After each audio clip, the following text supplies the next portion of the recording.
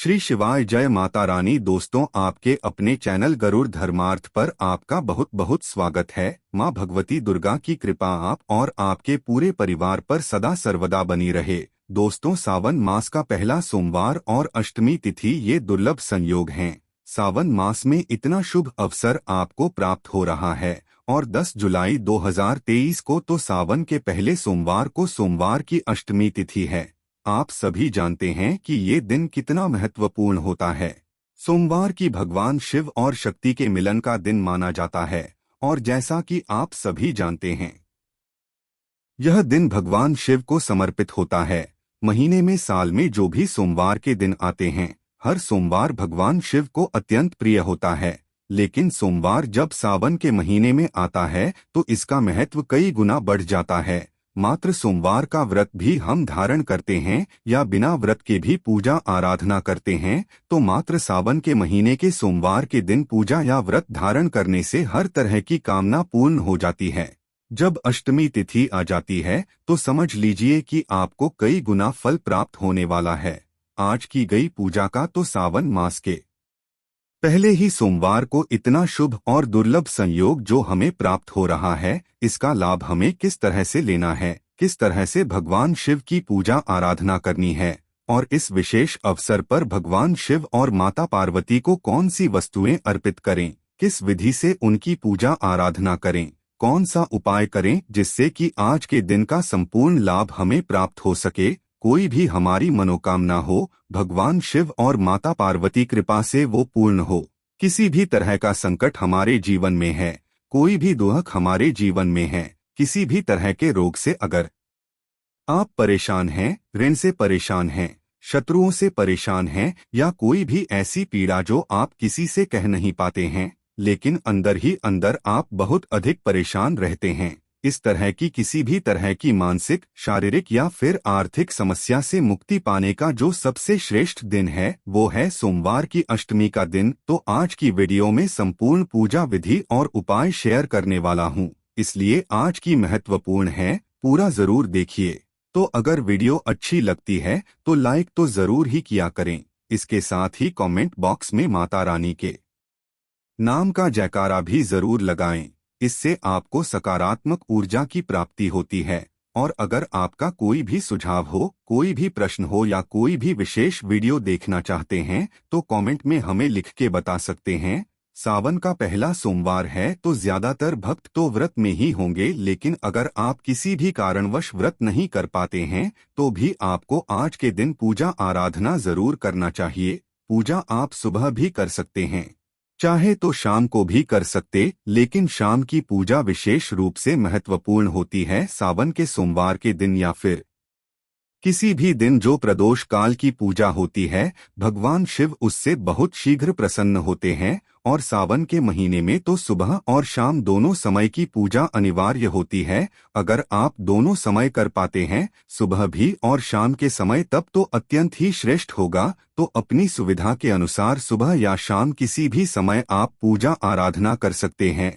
लेकिन जो भक्त सोमवार का व्रत धारण कर रहे हैं, सुबह आप स्नान करके भगवान शिव की पूजा आराधना करके का संकल्प जरूर ले लीजिए और फिर शाम के समय विशेष रूप से प्रदोष काल में पूजा आराधना सोमवार के व्रत में की जाती है। तो जो भक्त व्रत धारण कर रहे हैं दोनों समय पूजा करेंगे, लेकिन जो भक्त व्रत नहीं कर रहे हैं वो सुबह या शाम किसी एक समय भी पूजा कर सकते हैं। उपाय कब करना है, आप सुबह भी कर सकते हैं, शाम को भी कर सकते हैं, जो भी समय आपके अनुकूल हो। लेकिन जैसा मैंने आपको बताया, विशेष रूप से महत्व रखता है भगवान भोलेनाथ की पूजा में प्रदोष काल का समय या फिर ब्रह्मा मुहूर्त का समय। तो भगवान शिव और शक्ति की दो आराधना संयुक्त रूप से की जाती है सोमवार की अष्टमी में, इसलिए पूजा की सभी सामग्री ले लीजिए। जैसे भगवान भोलेनाथ की पूजा के लिए जलाभिषेक के लिए जल चाहिए, पंचामृत चाहिए आपको, अगर आपके पास उपलब्ध हो तो दूध, दही, घी, शहद, शक्कर, ये पांचों चीजें मिलाकर पंचामृत बना लीजिए। पंचामृत की सुविधा ना हो तो कच्चा दूध ले सकते हैं, वो भी अगर आपके पास ना हो तो गंगाजल में शुद्ध जल मिलाकर भी ले सकते हैं। और हाँ, भगवान भोलेनाथ को अत्यंत प्रिय है सफेद पुष्प। तो सफेद पुष्प आपके पास जो भी उपलब्ध है जरूर ले लीजिए। माता पार्वती की पूजा के लिए आपको लाल पुष्प चाहिए, गुड़हल के पुष्प, और इसके साथ ही अगर आप सुहागिन महिला हैं तो आप माता पार्वती को सिंदूर अवश्य अर्पित करें। चाहे तो आप सुहाग की सामग्री भी अर्पित कर सकते हैं। तो देखिए, पूजा की जो भी सामग्री है अपनी सुविधा के अनुसार आप ले सकते हैं। जो आपके पास उपलब्ध है वो सभी सामग्री ले लीजिए। इसके बाद आपको पूजा करना है। तो देखिए, कल जो आप पूजा करेंगे पार्थिव शिवलिंग का पूजन करेंगे। घर में अगर आपके शिवलिंग उपलब्ध है, नर्मदेश्वर शिवलिंग, तो आप उनकी पूजा कर सकते हैं। नहीं, मिट्टी का शिवलिंग बना लीजिए। मिट्टी अगर आपके पास किसी पवित्र तीर्थ स्थल की हो, जैसे कि कभी आप जाते हो तीर्थ स्थल पर और वहां से अगर आप गंगा की, यमुना की या फिर गोदावरी की, नर्मदा की कभी रेत उठाकर लाते हो, कभी मिट्टी उठाकर लाए हो, तो आप उससे बना सकते हैं। और अगर आपके पास ऐसी मिट्टी मतलब किसी पवित्र तीर्थ स्थल की मिट्टी नहीं है, तो घर में जो गमले लगे हैं आपके, उस गमले में से मिट्टी ले लीजिए। थोड़ी सी साफ मिट्टी निकाल लीजिए और उस मिट्टी से आपको शिवलिंग बनाना है। छोटा सा अंगूठे के साइज का एक शिवलिंग आप बनाएंगे। छोटी सी जलधारी बना लीजिए उसी में। और हाँ, उसी मिट्टी से छोटे से गौरी और गणेश बनाए जाते हैं, क्योंकि बिना गौरी गणेश के पूजा भगवान शिव की नहीं की जाती है।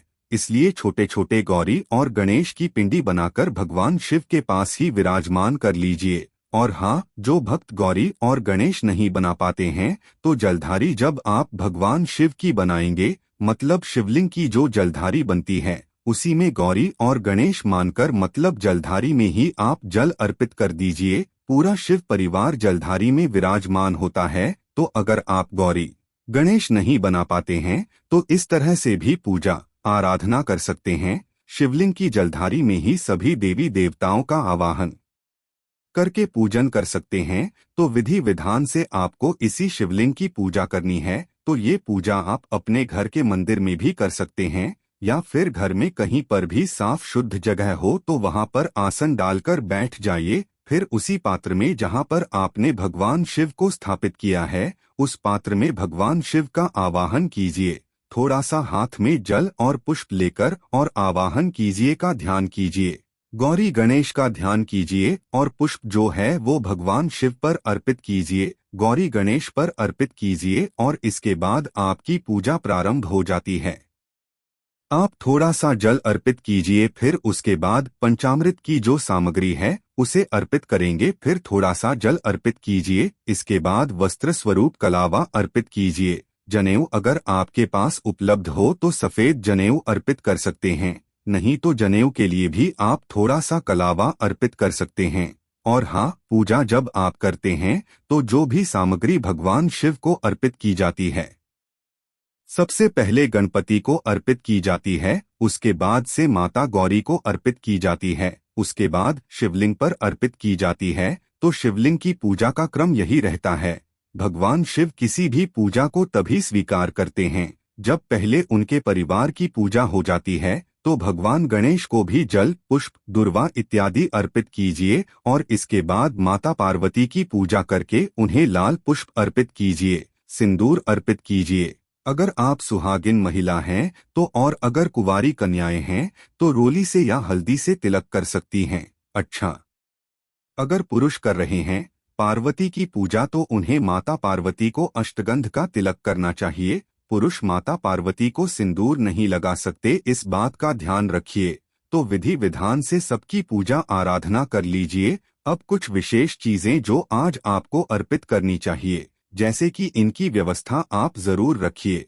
पहली सामग्री है धतूरे का फल। धतूरे का जो कांटेदार फल होता है, ये किसी भी तरह के कष्ट को दूर करने के लिए, दुख दरिद्रता को दूर करने के लिए, बीमारियों से मुक्ति पाने के लिए, कर्ज से मुक्ति पाने के लिए, संघर्ष से मुक्ति के लिए, पिछले जन्म के या इस जन्म के जो भी पाप कर्म होते हैं, संचित पाप कर्म, उन समस्त तरह के संचित पाप कर्मों से मुक्ति पाने के लिए, मतलब हर तरह की समस्या, कष्ट, दुख से मुक्ति पाने का ये सर्वश्रेष्ठ उपाय होता है। तो आप किसी भी तरह की परेशानी में हैं, आर्थिक परेशानी, मानसिक परेशानी, शारीरिक रूप से आप परेशान हैं या फिर आप शनि, राहु, केतु जनित पीड़ा से परेशान हैं।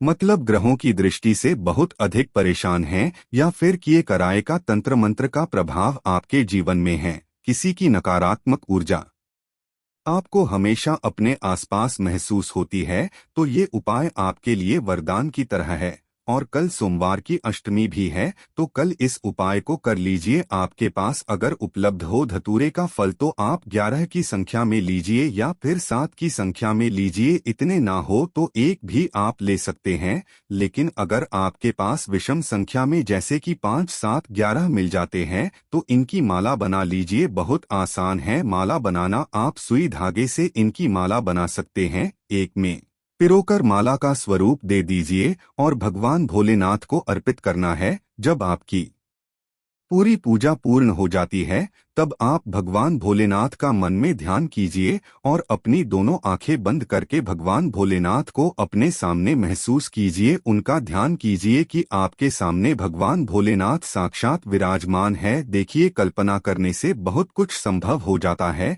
तो मन में ये भाव होना चाहिए जब हम पूजा करते हैं तो कि भगवान हमारे सामने हैं, हमें देख रहे हैं, हमें सुन रहे हैं और हम उन्हें महसूस कर पा रहे हैं। अगर आप भगवान को महसूस नहीं कर पाते हैं तो आपकी की कितनी भी सामग्रियों से आप उनकी पूजा कर लीजिए, विधि से कुछ भी फायदा नहीं होता है। लेकिन अगर भाव से और भगवान को फील करते हुए अगर आप एक लोटा जल भी अर्पित करते हैं तो विश्वास रखिए एक लोटा जल आपकी किस्मत बदल सकता है। तो सामग्री उतनी ही महत्वपूर्ण होती है जितना कि आपका भाव। तो पूरी पूजा पूर्ण करने के बाद अपनी दोनों आंखें बंद कीजिए, भगवान भोलेनाथ का अपने मन में ध्यान कीजिए और वो माला अपने हाथ में ले लीजिए। अच्छा, जिन्होंने माला नहीं बनाई है, एक ही आपके पास धतूरा है, धतूरा आप अपने हाथ में ले लीजिए और भगवान भोलेनाथ का ध्यान करके अपने जितने भी कष्ट है, जो भी परेशानी आपके जीवन की है, सारी परेशानियों का ध्यान कीजिए। हर परेशानी भगवान भोलेनाथ से कहिए। आप चाहे तो बोलकर कह सकते हैं, आप चाहे तो मानसिक रूप से कह सकते हैं, जैसे भी संभव हो। मतलब जिसमें भी आप कंफर्टेबल हो कि आप आराम से भगवान भोलेनाथ से अपनी सारी बातें कह रहे हैं। भगवान भोलेनाथ से अपनी सारी बातें, सारे कष्ट, सारे दुख कहने के बाद और फिर वो आपको धतूरा जो आपके हाथ में है भगवान भोलेनाथ को अर्पित करना है, शिवलिंग पर अर्पित करना है। मन में भाव क्या होना चाहिए? आपने जो भी कष्ट याद किए हैं, जो भी आपने स्मरण किए हैं, दुख अपने जो भी आपके कष्ट हैं, वो सभी दुख, वो सभी कष्ट उस धतूरे में समा गए हैं, उस धतूरे में समाहित हो गए हैं। और अब आप एनर्जी जो है, जो ऊर्जा आपके दुख की है, वो भगवान शिव को शिवलिंग पर आप अर्पित करते हैं। उसके बाद आपके मन में भाव ये होता है कि अब मुझे इन दुखों से मुक्ति मिल गई। भगवान शिव ने मेरे सभी पापों से मुझे मुक्त कर दिया, मेरे सभी कष्टों से मुझे मुक्त कर दिया। अब इसके बाद आपको चाहिए सफेद पुष्प कांटे चढ़ाकर। ऐसे ही घर नहीं आ सकते हैं, कांटे देने के बाद पुष्प देना भी आवश्यक होता है। तो जब आपने भगवान शिव को दुख दे दिए हैं अपने, तो भगवान शिव को शांति का यानी कि सुख का भी संदेश देना आवश्यक होता है। आपको सफेद पुष्प लेने हैं, अपने अंजलि में लीजिए, दोनों हाथों में पुष्प भर लीजिए और पुष्प भगवान शिव को अर्पित कीजिए। मन में एक सुकून होना चाहिए, एक शांति होनी चाहिए, एक सुख का अनुभव होना चाहिए। जब आप ये पुष्प अर्पित करते हैं तो मतलब अब आपके सभी दुख, सभी संताप समाप्त हो गए हैं। भगवान शिव एकदम प्रसन्न में आपके सामने हैं। आप भी अपने मन में एकदम प्रसन्न होकर इस उपाय को कीजिए और फिर चमत्कार देखिए। अपने जीवन में आने वाला समय आपके लिए हर तरह के बंधन को खोलने वाला है। अपने दोनों हाथों में सफेद पुष्प लेकर भगवान भोलेनाथ को अर्पित कीजिए। कोई सा भी पुष्प आप ले सकते हैं, सफेद आंकड़े ये ले सकते हैं, धतूरे के पुष्प ले सकते हैं, चमेली का पुष्प ले सकते हैं, जो भी आपके पास उपलब्ध हो। भगवान भोलेनाथ को मोगरे के पुष्प भी अर्पित किए जाते हैं और सदाबहार के पुष्प भी अर्पित किए जाते हैं। सफेद पुष्प होने चाहिए, बस इस बात का ध्यान रखिए। भगवान शिव को जब सफेद पुष्प अर्पित किया जाता है तो घर में जीवन में सुख समृद्धि आती है, शांति आती है, मानसिक सुख की भी प्राप्ति होती है। और इसके साथ ही जीवन सुख में होता है। अगर किसी भी तरह की बाधा आपकी संतान की प्राप्ति में आ रही है, विवाह में आ रही है, दाम्पत्य जीवन में परेशानी है, इस उपाय को कीजिए और अपने जीवन में खुशी का, सुख का अनुभव कीजिए। तो विधि विधान से भगवान भोलेनाथ की पूजा आराधना करने के बाद कपूर से उनकी आरती कर लीजिए। अब आप घर में ही पूजा कर रहे हैं, मतलब घर में ही आपने पार्थिव शिवलिंग पूजा की है, तो थोड़े समय तक वहीं पर शिवलिंग को रहने दीजिए। बाद में आप चाहें तो मतलब संध्या होने से पहले आप विसर्जित कर सकते हैं। अच्छा, अगर आप प्रदोष काल में पूजा कर रहे हैं तब आप अगले दिन सुबह होने से पहले या फिर सुबह भी शिवलिंग का विसर्जन कर सकते हैं। पूजा के आधे घंटे बाद भी शिवलिंग का विसर्जन किया जा सकता है। तो विसर्जन कहाँ करेंगे? देखिए, एक पात्र में आप जल भर लीजिए, उसी में आपको ये सभी सामग्री रख देनी है। शिवलिंग जो है वो उसी में रख दीजिए, पुष्प इत्यादि उसी में रख दीजिए। थोड़ी देर में मिट्टी है, गल जाएगी, अपने पौधों में डाल सकते हैं। और हाँ, शिवलिंग की पूजा करने के बाद शिवलिंग पर जो आपने जल इत्यादि अर्पित किया है, उस जल में से थोड़ा सा लेकर पूरे घर में जल का छिड़काव कीजिए। घर के कोने कोने में जल का छिड़काव कीजिए। अपने हाथ में थोड़ा सा जल लेकर स्वयं भी जल ग्रहण कीजिए और परिवार के सभी सदस्यों को थोड़ा थोड़ा प्रसाद स्वरूप जल में से वितरण कीजिए। उन्हें ग्रहण करने को कहिए। सभी लोग इस जल में से ग्रहण करें जो प्रसाद आपने भगवान भोलेनाथ को अर्पित किया है। जैसे फल अर्पित किए हो, मिठाई अर्पित की हो, तो पूजा के बाद इसे प्रसाद स्वरूप सभी परिवार के सदस्य ग्रहण कर सकते हैं। तो कल सोमवार की अष्टमी भी है और सावन का पहला सोमवार भी है, तो घर में पार्थिव शिवलिंग बनाकर पूजन करें, अत्यंत श्रेष्ठ होगा। अब मान लीजिए कि ये उपाय आप करना चाहते हैं, लेकिन आप घर में शिवलिंग नहीं बना पाते हैं, तो क्या करेंगे? तो आप अपने घर के आसपास अगर कोई मंदिर है तो मंदिर जाकर भी पूजा कर सकते हैं, या फिर घर में भी अगर कोई दूसरा शिवलिंग है आपके पास, जैसे कि कोई धातु का शिवलिंग है, तो उसकी भी पूजा कर सकते हैं। विधि यही रखिए, भाव से पूजा कीजिए। जहाँ भी आप पूजा करेंगे वहीं आपको भगवान शिव के दर्शन मिल जाते हैं। तो भगवान शिव की पूजा सावन के महीने में करने मात्र से, भगवान शिव का नाम स्मरण करने मात्र से कई जन्मों के पाप समाप्त हो जाते हैं। फिर ये तो सावन की सोमवार की अष्टमी तिथि है। इस दिन तो अगर आप जल भी चढ़ा लेते हैं तब भी आप सौभाग्यशाली हैं। और हाँ, पूजा करते समय मंत्रों का जप करते रहिए। किसी भी मंत्र का आप जप कर सकते हैं, चाहे तो महामृत्युंजय मंत्र का जप कर सकते हैं, शिव तांडव स्तोत्र का पाठ कर सकते हैं, शिव महिम्न स्तोत्र का पाठ कर सकते हैं, शिव रुद्राष्टक का भी पाठ कर सकते हैं, पंचाक्षर इस मंत्र का भी जप कर सकते हैं, या फिर सिर्फ भगवान भोलेनाथ के नाम का जय शिव जय शिव हर हर महादेव इस तरह से भी मंत्र उच्चारण के साथ भगवान भोलेनाथ की पूजा आराधना कीजिए। मन में एकदम सच्ची भावना रखिए, किसी के प्रति द्वेष और क्लेश ना हो, इस बात का ध्यान रखिए। दोस्तों, सावन मास में सावन मास की कथाएं सुनना, शिव महापुराण का पाठ करना, इसे श्रेष्ठ माना जाता है। तो अगर आप पाठ स्वयं से करते हैं, अत्यंत श्रेष्ठ होगा। नहीं तो इस चैनल पर भी प्रतिदिन आपको शिव महापुराण की कथा और सावन मास की वीडियो सुनाई जाती है। आप लोग जरूर सुनिए, क्योंकि सुनने मात्र से भी भगवान भोलेनाथ की कृपा आपको प्राप्त होती है। और ये वीडियो आपको कैसी लगी कमेंट बॉक्स में जरूर बताइए। उम्मीद करता हूँ कि ये उपाय आप कल जरूर करेंगे। इसके अलावा आप चाहे तो अगले सोमवार को भी आप ये उपाय कर सकते हैं। पूरे सावन मास आप चाहे तो इसी तरह से इस उपाय को कर सकते हैं। सावन में हर दिन बहुत महत्वपूर्ण होता है, इसलिए प्रतिदिन आप ये उपाय कर सकते हैं। तो मिलती हूँ मैं आपसे अगली वीडियो में, तब तक के लिए नमस्कार।